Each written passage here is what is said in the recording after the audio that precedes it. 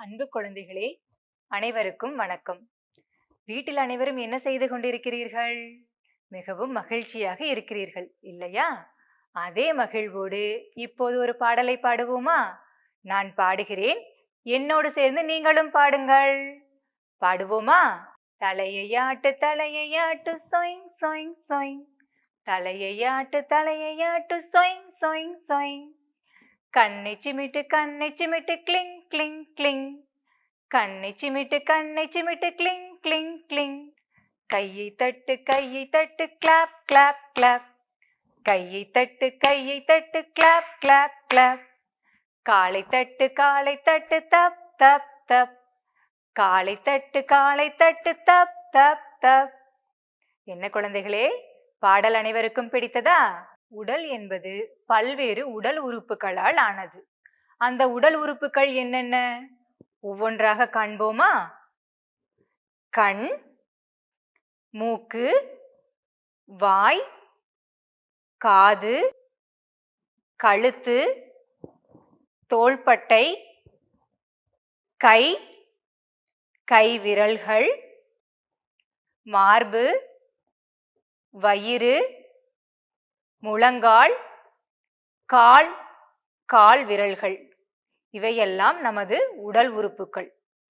இந்த உறுப்புகளை எல்லாம் நம் கண்களால் பார்க்க முடியும். நம் கண்களால் பார்க்க முடிகின்ற உறுப்புகளை நாம் வெளி உறுப்புகள் என்கின்றோம். இந்த உறுப்புகள் மட்டுமல்லாது நம் உடலுக்கு உள்ளேயும் உறுப்புகள் உள்ளன. உடலின் உள்ளே உள்ள உறுப்புகள் உள்ளுறுப்புகள் எனப்படும். உதாரணமாக மூளை, இதயம், நுரையீரல் போன்றவை.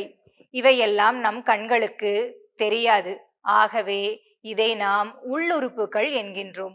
இத்தனை உடல் உறுப்புகளும் சேர்ந்துதான் நாம் பல்வேறு செயல்களை செய்ய உதவுகிறது. செயல்கள் என்றால் என்ன? செயல்கள் என்றால் நாம் செய்யும் வேலைகள். உதாரணமாக நடப்பது, ஓடுவது, குதிப்பது போன்ற செயல்கள். இவையெல்லாம் செயல்கள் என்றும் கூறலாம், வேலைகள் என்றும் கூறலாம். இப்போது நான் சில படங்களை உங்களுக்கு காண்பிக்கிறேன். அந்த படத்தில் என்ன செய்கிறார்கள் என்று என்னோடு சேர்ந்து நீங்களும் கூறுங்கள். சொல்வோமா? நடத்தல், பிடித்தல், தோப்புக்கரணம் போடுதல், குதித்தல், மூக்கை தொடுதல், கண் புருவத்தை உயர்த்துதல், உடம்பை வளைத்தல், எரிதல், கயிறு குதித்தல், பந்தை உதைத்தல், தூக்குதல், கண்ணை மூடுதல். இவையெல்லாம் இந்த படத்தில் உள்ள செயல்கள். இவையன்றியும் பல செயல்களை நம்மால் செய்ய முடியும் இல்லையா குழந்தைகளே? நாம் இப்போது நமது உடல் உறுப்புகளின் பெயர்களை கண்டோம். இப்போது உடல் உறுப்புகளின் பெயர்களை உரிய பாகத்தோடு இணைப்போமா? உங்களுக்கு முன்னால் ஒரு சிறுவனின் படம் உள்ளது. அந்த படத்தில் உள்ள உறுப்புகளை உரிய பாகத்தோடு நாம் இணைக்க வேண்டும். நான் சொல்கிறேன், நீங்கள் இணையுங்கள். சரியா குழந்தைகளே? மார்பு, வயிறு, தலை, கால், கை விரல்கள், வாய், தோள்பட்டை, கண், கழுத்து, கால் விரல்கள், முழங்கால், கை. அனைத்து உறுப்புகளையும் நீங்கள் அருமையாக இணைத்து விட்டீர்கள். நாம் இப்போது நம் உடலின் உறுப்புகளை பாகத்தோடு இணைத்தோம் அல்லவா?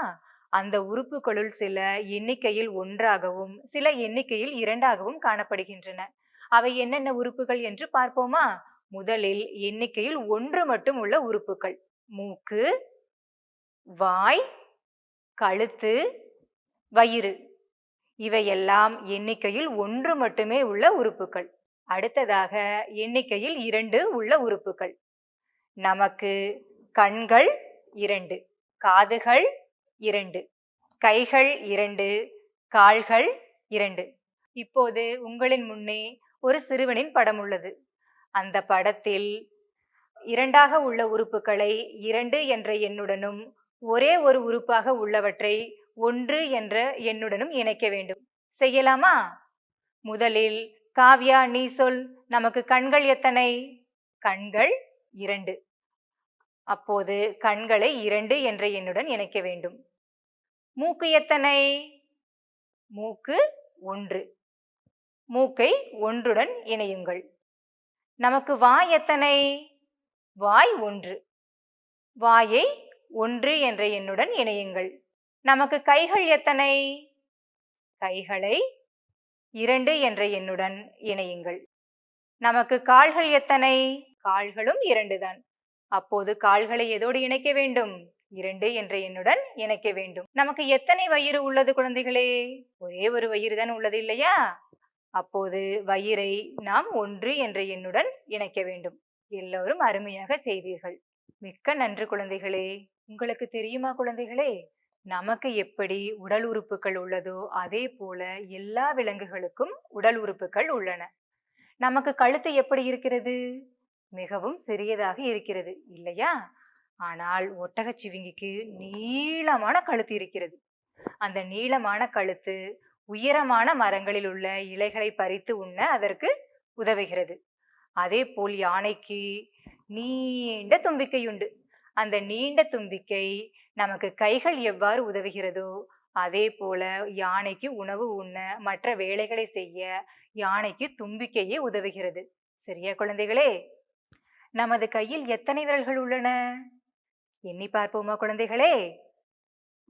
1, 2, 3, 4, 5.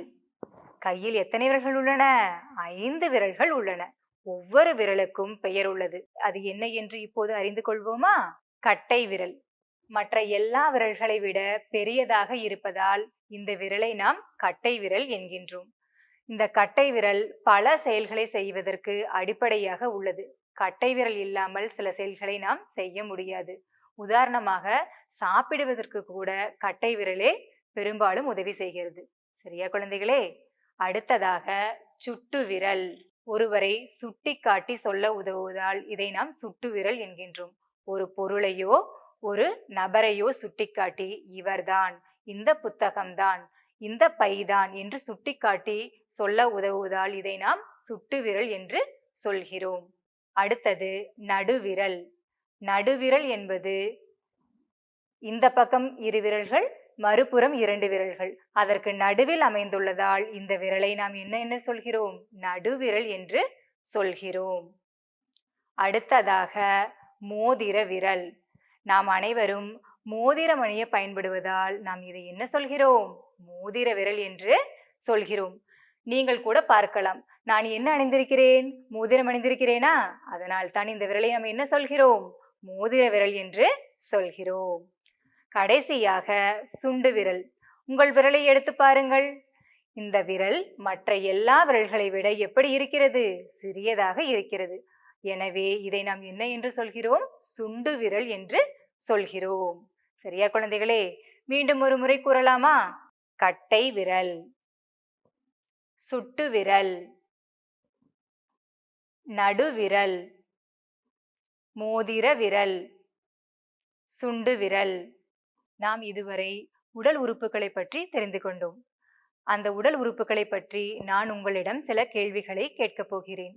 பதில் கூற தயாராக இருங்கள் குழந்தைகளே. கீழ்கண்டவற்றுள் முகத்தில் உள்ள உறுப்பு எது? கண், கால். இவற்றுள் எந்த உறுப்பு முகத்தில் உள்ளது குழந்தைகளே? சரியாக சொன்னீர்கள். சரியான விடை கண். அடுத்த கேள்வி, கீழ்கண்டவற்றுள் உணவு உண்ண பயன்படும் உறுப்பு எது? கால், வாய். எந்த உறுப்பு நாம் உணவு உண்ண பயன்படுகிறது? வாய். அருமை குழந்தைகளே. அடுத்த கேள்வி, இவற்றுள் எண்ணிக்கையில் 2 உள்ள உறுப்பு எது?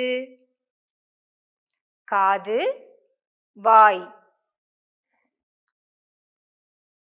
நமக்கு 2 என்ற எண்ணிக்கையில் உள்ள உறுப்பு காது.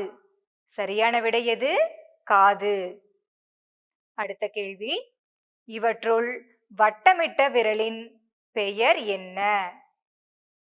எந்த விரலை படத்தில் வட்டமிட்டு காட்டியிருக்கிறார்கள்? கட்டை விரல். மிகச்சரி குழந்தைகளே. அடுத்த கேள்வி. இவற்றுள் உள் உறுப்புகள் எது? இதயம், கழுத்து. உள்ளுறுப்புகள் என்றால் நம் உடலின் உள்ளே உள்ள உறுப்புகள். எந்த உறுப்பு உடலின் உள்ளே உள்ளது? சரியாக சொன்னீர்கள், இதயம். அருமை குழந்தைகளே, எல்லா கேள்விகளுக்கும் சரியான பதிலை சொல்லிவிட்டீர்கள். மிகவும் நன்று. இப்பொழுது உங்களுக்கு ஒரு குட்டி கதை சொல்லப் போகிறேன். கதை என்றால் உங்களுக்கு பிடிக்கும் தானே? கேட்கிறீர்களா? உங்களைப் போல வருண் என்ற ஒரு சுட்டி பையன் இருந்தான். அவன் வீட்டில் ஒரு தோட்டம் இருந்தது. ஒரு நாள் மாலை அந்த தோட்டத்திற்கு சென்றான். அங்கே அவன் வைத்த செடியில் ஒரு அழகான ரோஜாப்பூ பூத்திருந்தது. ரோஜா செடியின் அருகே ஒரு மல்லிகை பூச்செடி பூத்து குலுங்கியது. அந்த பூக்கள் வெண்மையாக இருந்தன. உடனே ஓடிப்போய் அதை ஒன்றை பறித்து நுகர்ந்து பார்த்தான். மிகவும் வாசனையாக இருப்பதை உணர்ந்தான். பின்னால் திரும்பி பார்த்தால் ஒரு ஒலி. அது என்ன ஒலி? கீ கீ. அது ஒரு கிளியின் ஒலி. ஓடி போய் பார்த்தான். அந்த கிளி கொய்யா மரத்தில் உட்கார்ந்து ஒரு கொய்யா பழத்தை கொத்தி கொத்தி தின்று கொண்டிருப்பதை பார்த்தான். மரம் நிறைய கொய்யா பழங்கள் நிறைந்திருந்தன. உடனே அவனும் ஒரு கொய்யா பழத்தை சுவைத்து பார்த்தான். மிகவும் இனிப்பாக இருப்பதை உணர்ந்தான். வருண் இந்த கதையில் எதனையெல்லாம் உணர்ந்தான் குழந்தைகளே, சொல்வோமா? வருண் ரோஜா பூவை கண்களால் பார்த்து அறிந்தான். அதன் மென்மையை தனது கைகளால் தொட்டு பார்த்து உணர்ந்தான். அருகிலுள்ள மல்லிகை செடியில் உள்ள பூக்களின் வாசனையை தனது மூக்கால் நுகர்ந்து அறிந்தான்.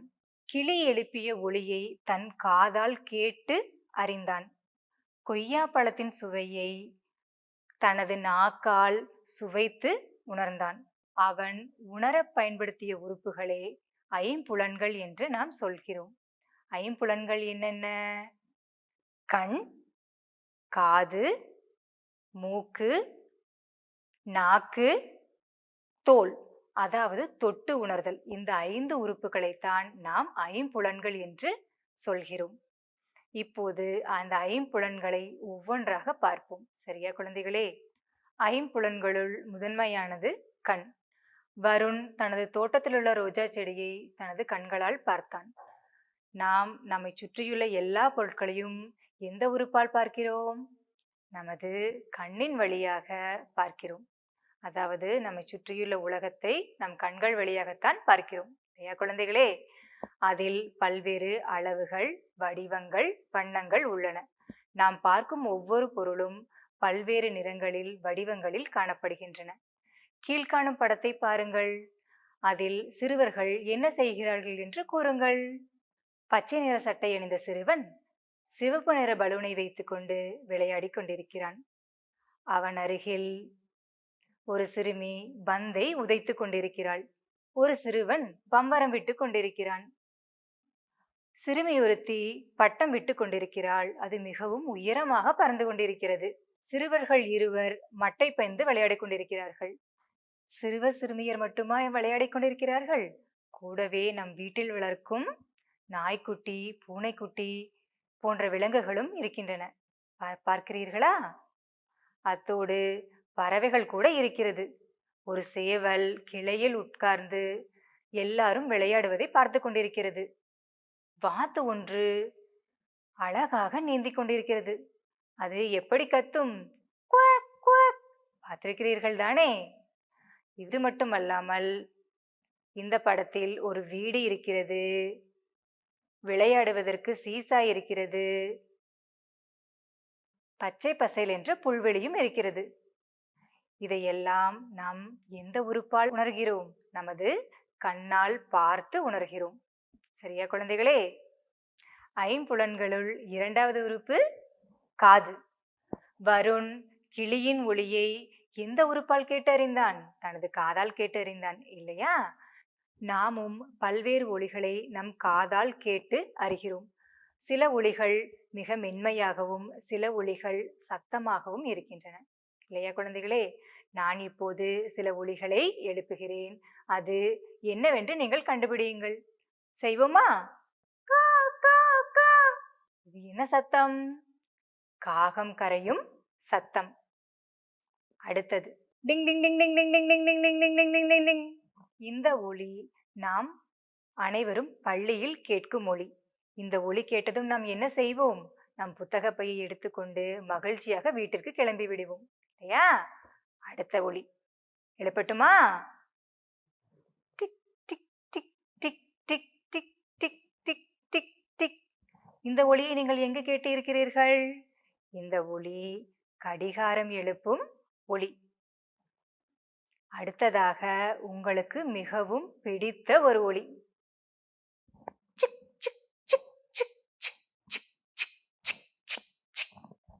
இது என்ன ஒலி? தொடர் வண்டி ஓடும் ஒலி. உங்களுக்கு மிகவும் பிடிக்கும் தானே? அடுத்த ஒலி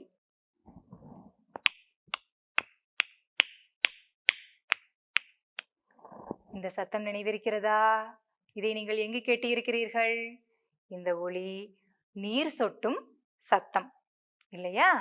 நாம் இந்த ஒலிகளுள் சில மென்மையாகவும் சில மிகவும் சத்தமாகவும் இருக்கும். இந்த ஒலிகளில் எது மென்மையானது? கடிகாரம் எழுப்பும் ஒலி, நீர் சொட்டும் சத்தம். சில சமயம் இந்த ஒலிகளை நாம் கேட்கக்கூட முடியாது, அவ்வளவு மென்மையாக இருக்கும். ஆனால் காகம் கரையும் சத்தம், மணியின் ஓசை, தொடர்வண்டி ஓடும் சத்தம் இவையெல்லாம் நாம் எங்கு இருந்தாலும் நம் கவனத்தை அந்த பக்கம் திருப்பும் வல்லமையுடையது. எனவே நாம் நம்மை சுற்றியுள்ள ஒலிகளை நம் காதால் கேட்டு உணர்கிறோம். சரியா குழந்தைகளே? மூன்றாவது புலன் மூக்கு. வருண் மல்லிகைப்பூவின் மணத்தை எந்த உறுப்பால் நுகர்ந்தான்? தனது மூக்கால் நுகர்ந்தான் இல்லையா? நம்மை சுற்றியுள்ள பொருட்களின் வாசனையை நம் மூக்கால் நுகர்கிறோம். அதில் நமக்கு பிடித்த மணமும் உண்டு, பிடிக்காத மணமும் உண்டு. சரியா குழந்தைகளே? இப்போது உங்களை முன்னால் ஒரு படம் இருக்கிறது. அந்த படத்தில் ஒரு பெண் என்ன செய்து கொண்டிருக்கிறாள்? மல்லிகை பூவை முகர்ந்து கொண்டிருக்கிறாள். அந்த மனம் எப்படி இருக்கும்? மிகவும் நன்றாக இருக்கும். அடுத்த படத்தில் என்ன இருக்கிறது? ஒரு வாசனை திரவியம் இருக்கிறது. யாரெல்லாம் நமது வகுப்பில் வாசனை திரவியம் பூசிக்கொள்வீர்கள்? அருமை. அந்த வாசனை திரவியம் பூசிக்கொண்டால் நமது உடல் மிகவும் மணமாக இருக்கும் இல்லையா? அடுத்த படத்தில் என்ன இருக்கிறது? குப்பைகள் கீழே கிடக்கின்றன. இந்த குப்பையின் அருகில் சென்றால் உங்களுக்கு எப்படி இருக்கும்? உங்களுக்கு பிடிக்குமா? அந்த மனம் நமக்கு பிடிக்காது இல்லையா? அடுத்ததாக ஒரு கோப்பையில் காஃபி இருக்கிறது. அதன் மனம் அதை பார்க்கும் போதே நம்மை குடிக்க தூண்டுகிறது. அடுத்ததாக ஒரு தட்டில் பிரியாணி வைத்துள்ளார்கள். உங்கள் வீட்டில் அம்மா பிரியாணி செய்யும்போது நீங்கள் என்ன செய்வீர்கள்? அந்த மனம் உங்களை சாப்பிட தூண்டும் இல்லையா? அப்போது அந்த மனம் உங்களுக்கு பிடிக்குமா? பிடிக்காதா? அந்த மனம் உங்களுக்கு பிடிக்கும். அடுத்ததாக ஒரு ரொட்டி. அந்த ரொட்டி எப்படி இருக்கிறது? மிகவும் கெட்டு போய் இருக்கிறது. அதாவது ஒரு உணவுப் பொருளை வாங்கி வைத்துவிட்டு அதை மறந்து விட்டார்கள். அதனால் என்ன ஆகிவிட்டது? நாளாகி விட்டதால் கெட்டு விட்டது. அதன் அருகில் செல்ல முடியாத மனம் வீசுகிறது. உங்களுக்கு தெரியுமா குழந்தைகளே? நம்மை போலவே நாம் வளர்க்கும் விலங்குகளுக்கும் நுகர்வு திறன் உண்டு. சொல்ல போனால் நம் வீட்டில் வளர்க்கும் நாய்க்குட்டியின் நுகர்வு திறன் நம்மை விட 40 மடங்கு அதிகம். அதனால்தான் இறைச்சி போன்ற உணவுகள் தயாரிக்கும் போது நம்மை விட அது தனக்கு எப்போது கிடைக்கும் என்று காத்து கொண்டிருக்கிறது. சரியா குழந்தைகளே? நான்காவது புலன் நாக்கு. வருண் தனது தோட்டத்தில் உள்ள கொய்யா பழத்தின் சுவையை தனது நாக்கால் அறிந்தான் இல்லையா குழந்தைகளே? உங்களுக்கு என்னென்ன உணவுப் பொருட்கள் சாப்பிட பிடிக்கும்? லட்டு, கடலை மிட்டாய், ஜிலேபி, தேன் மிட்டாய். எல்லோருக்கும் ஏன் இந்த உணவுப் பொருட்களை சாப்பிட பிடிக்கிறது? ஏனென்றால் இவை அனைத்துமே இனிப்பு சுவை கொண்டவை. குழந்தைகளான உங்களுக்கு இனிப்பு சுவை என்பது மிகவும் பிடிக்கும். இல்லையா? இனிப்பு சுவை மட்டுமல்லாது வேறு சில சுவைகளும் உள்ளன. அவை என்னவென்று நாம் இப்போது தெரிந்து கொள்வோமா? நான் இப்போது ஒரு காய் சொல்கிறேன். நீங்கள் அதன் சுவையை சொல்லுங்கள். பாகற்காய். இந்த காயை கேட்டதுமே உங்களுக்கு என்ன நினைவுக்கு வருகிறது? அதனுடைய கசப்பு. பாகற்காய் என்ன சுவை? கசப்பு. மாங்காய். நிறைய பேருக்கு இந்த மாங்காய் பிடிக்கும். மாங்காயை கடித்ததும் உங்களுக்கு ஒரு சுவை தெரியுமே, அது என்ன சுவை? அது புளிப்பு. அடுத்தது மிளகாய். மிளகாய் தெரியுமல்லவா? மிளகாயை கடித்ததும் உங்களுக்கு எப்படி இருக்கும்? மிகவும் காரமாக இருக்கும் இல்லையா? மிளகாயின் சுவை கார்ப்பு. அடுத்ததாக வாழைப்பூ. வாழைப்பூ நீங்கள் பார்த்திருப்பீர்கள். யாரெல்லாம் சாப்பிட்டிருக்கிறீர்கள்? ஏதோ ஓரிரு முறையாவது சாப்பிட்டிருப்பீர்கள். அதன் சுவை துவர்ப்பு. நாம் உணவுப் பொருட்களில் எல்லாவற்றிலும் இதை சேர்த்துக் கொள்வோம். ஆனால் இது சர்க்கரை அல்ல. இது என்ன? இது உப்பு. உப்பின் சுவை என்ன? உவர்ப்பு. சரியா குழந்தைகளே? நாம் இப்போது பல்வேறு சுவைகளை பார்த்தோம். மீண்டும் ஒரு முறை நினைவு கூர்வோமா? இனிப்பு, கசப்பு, புளிப்பு, கார்ப்பு, உவர்ப்பு, துவர்ப்பு. சரியாக சொன்னீர்கள். இப்போது நான் உங்களுக்கு உணவுப் பொருளின் பெயரை சொல்கிறேன். நீங்கள் அதன் சுவையை சொல்லுங்கள். சரியா? கரும்பு. நீங்கள் அனைவரும் சாப்பிட்டிருப்பீர்கள். பொங்கல் அன்று நாம் என்ன செய்வோம்? அனைவரும் கரும்பு சாப்பிடுவோம். அதன் சுவை என்ன? இனிப்பு. சுவைகள் மொத்தம் 6. எனவே இதை நாம் அறுசுவைகள் என்று கூறுகிறோம். இந்த 6 சுவையுள்ள உணவுகளையும் நாம் கண்டிப்பாக உணவில் சேர்த்துக் கொள்ள வேண்டும். அப்போதுதான் நமது உடல் ஆரோக்கியமாக இருக்கும். இனிமேல் எல்லா உணவுப் பொருட்களையும் சாப்பிடுவீர்களா? ஐம்புலன்களுள் இறுதியாக தோல். வருண் தனது தோட்டத்தில் உள்ள ரோஜா பூவின் மென்மையை எப்படி உணர்ந்தான்? தனது கையினால் அதை தொட்டு பார்த்து உணர்ந்தான். நமது கையின் மேற்புறம் எதால் ஆனது? தோலினால் ஆனது. கை மட்டுமல்ல, நம் உடல் முழுவதுமே தோலினால் போர்த்தப்பட்டிருக்கிறது. அந்த தோல் மூலமே ஒரு சில பொருட்கள் மென்மையாக இருப்பதையும் சில பொருட்கள் கடினமாக இருப்பதையும் நாம் உணர முடிகிறது. உதாரணமாக நீங்களும் ஒரு மல்லிகை பூவை தொட்டு பாருங்கள். எப்படி இருக்கிறது தொடுவதற்கு? மென்மையாக இருக்கிறது. அதுவே ஒரு மரக்கட்டையை தொட்டு பாருங்கள். தொடுவதற்கு எப்படி இருக்கிறது? மிகவும் கடினமாக இருக்கிறது. எனவே பொருட்களின் தன்மையை, அதாவது அது கடினமாக உள்ளதா மென்மையாக உள்ளதா என்பதை அறிய நமது தோல் உதவுகிறது. அதாவது தொடு உணர்வு, அதை அறியவே தோல் நமக்கு பயன்படுகிறது. குழந்தைகளே, உங்கள் அனைவருக்கும் கதை என்றால் பிடிக்கும் தானே? இப்போது ஒரு கதை சொல்லட்டுமா? தயாராகி விட்டீர்களா? உங்களை போன்ற ஒரு சுட்டி பெண். அவள் பெயர் மாலா. அவள் முதல் வகுப்பு படிக்கிறாள். அவள் எப்போதும் தன்னை சுத்தமாக வைத்துக் கொள்வாள். காலையில் எழுந்ததும் பல் துலக்குவாள். கழிவறை சென்று வந்த பின் சோப்பினால் தனது கைகளை நன்கு கழுவுவாள். அதன் பின் குளித்து சாப்பிட்டு சீருடை அணிந்து பள்ளிக்கு செல்வாள். அதனால் அவள் வீட்டிலிருந்த கிருமி மிகவும் சோகமாகி விட்டது. ஒரு நாள் பள்ளியில் இடைவேளையின் போது கழிவறைக்கு சென்றாள். ஆனால் அவள் கழிவறைக்கு சென்று வந்த பின் சோப்பினால் தனது கைகளை கழுவவில்லை. கிருமி மிகவும் மகிழ்ச்சியாகி விட்டது. என்ன செய்தது? அவள் நகங்களுக்குள் சென்று விட்டது. அதன் பின் அவள் மதிய இடைவேளையின் போது உணவு சாப்பிடுகிறாள். அப்போது அவள் கைகளில் இருந்து அந்த கிருமி அவளது வயிற்றுக்குள் சென்று விட்டது. இப்போது மாலா பள்ளி முடிந்ததும் வீட்டுக்கு செல்கிறாள். வீட்டில் மிகவும் சோர்வாக காணப்பட்டாள். உடனே அவளது அம்மா, என்ன மாலா, என்ன ஆயிற்று உனக்கு? ஏன் மிகவும் சோர்வாக இருக்கிறாய் என்று கேட்டார். அதற்கு மாலா, அம்மா, எனக்கு வயிறு மிகவும் வலிக்கிறது என்று கூறினாள்.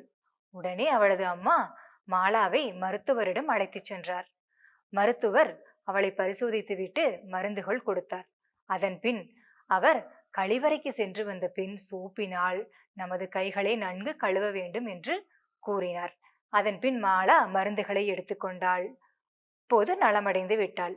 இப்போது பார்த்தீர்களா குழந்தைகளே, மாலா ஒரு முறை தனது கைகளை சோப்பினால் கழுவவில்லை. அதனால் அந்த கிருமி என்னவானது? நமது உடலில் சென்று பல பாதிப்புகளை தந்தது.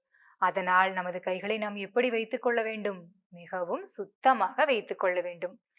நான் இப்போது கைகளை எப்படி கழுவுவது என்று சொல்லித் தருகிறேன். அதேபோல் நீங்களும் கைகளை கழுவுங்கள். உடலை ஆரோக்கியமாக வைத்துக் கொள்ளுங்கள். செய்வோமா? முதலில் கைகளை தண்ணீரில் நனையுங்கள். சோப்பு போட்டு இரு கைகளையும் நன்கு தேயுங்கள். அதற்கு பிறகு விரல் இடுக்குகளை நன்றாக தேய்க்கவும். விரல் இடுக்குகளை நன்றாக தேய்த்த பிறகு கை கட்டை விரலை தேய்க்கவும். பின் உள்ளங்கையை தேய்க்கவும். அதற்கு அடுத்ததாக கையின் மேற்புறத்தை நன்றாக தேய்க்கவும்.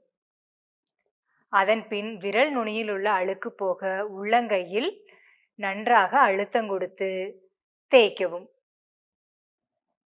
இப்போது கைகளை நன்கு தேய்த்தாகிவிட்டது. தண்ணீரில் கழுவுங்கள். சுத்தமான துணியில் துடையுங்கள். இப்போது உங்கள் கை சுத்தமாகி விட்டது. இதே முறையை தான் நீங்கள் எப்போது கை கழுவினாலும் பின்பற்ற வேண்டும். இதே போல் செய்தால் எந்த கிருமியும் உங்களை பாதிப்படைய செய்யாது. செய்வீர்களா குழந்தைகளே? நாம் கைகளை சுத்தமாக வைத்துக் கொள்வது என்பதை அறிந்து கொண்டோம் அல்லவா? அதே போல் நமது பற்களையும் சுத்தமாக வைத்துக் கொள்ள வேண்டும். அதற்கு காலை இரவு என இருவேளையும் நாம் பற்களை துலக்க வேண்டும்.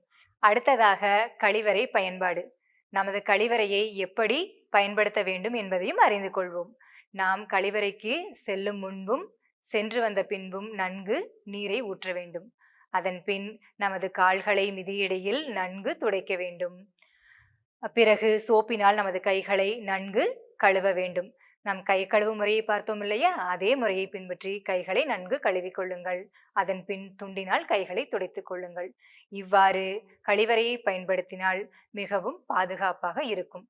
நாம் இதுவரை நமது உடல் உறுப்புகளின் பெயர்கள், அதன் எண்ணிக்கை, உடல் உறுப்புகளால் நாம் செய்யும் செயல்கள், நமது ஐம்புலன்களின் பயன்கள், கைகளை கழுவும் முறை, பற்களை துலக்கும் முறை, கழிவறை பயன்பாடு ஆகியவற்றை பார்த்தோம். இதையெல்லாம் நீங்களும் பின்பற்றுவீர்கள் என்று நினைக்கிறேன். மீண்டும் சந்திப்போம். நன்றி.